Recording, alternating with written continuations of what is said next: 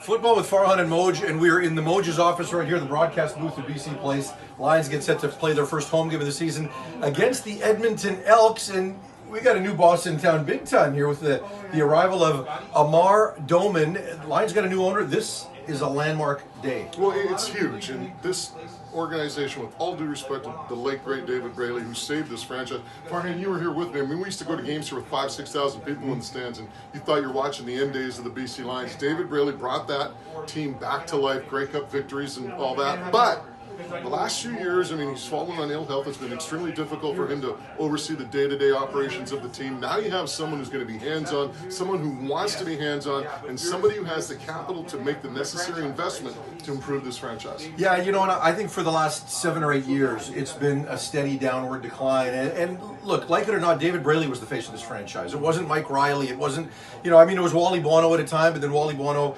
decides to step away. And for everything good that David Braley did before his passing, the one thing that he maybe struggled with was he wasn't necessarily an innovator on the marketing front, right? And this team really needed that. And I think that the fact is that he was the face, and there was a bit of a holding pattern in terms of where this was going.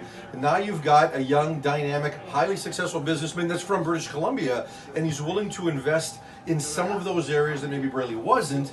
And I think that's what this team needs. This franchise needs to just change the narrative in the marketplace. I think your colleague at TSN, David Naylor, nailed it. I mean, this new owner he's a visionary. That's what he is. He's a visionary. David Braley wasn't a visionary. Mr. Doman is a visionary, and I think that's going to really help this franchise moving forward because he's full of fresh new ideas. And again, he wants to implement them. He wants to be hands-on. And he really, really is stressing reconnecting with the community, reconnecting with the youth.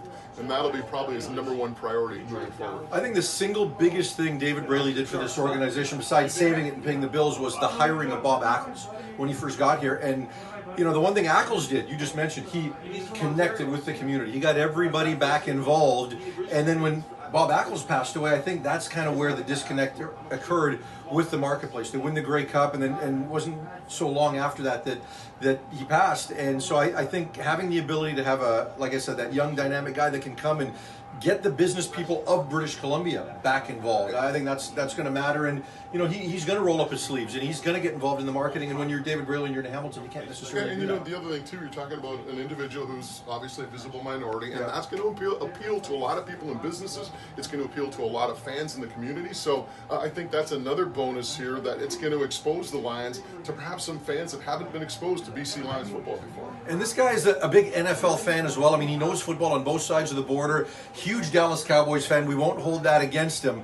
But, you know, the thing is, he gets the game. He loves the game. And I think he's also one of those guys that doesn't necessarily believe it's one or the other. That both can coexist and both can thrive and both can succeed. It's one of my biggest arguments. It drives me nuts when you have somebody that's either just pro-NFL, anti-CFL, or vice versa. Why can't you love both? It's football. Yeah, the rules are kind of tweaked a little bit different, but it's football. And I mean, if you love football, you love football at every level. And to me, CFL, NFL, I don't care if it's NCAA, CIS, U Sports, you name it, high school football, you got to love it. Absolutely. And you won't find two guys that love it more than the Moj and I do. You can catch us every Tuesday, 5 o'clock on all your favorite podcast platforms.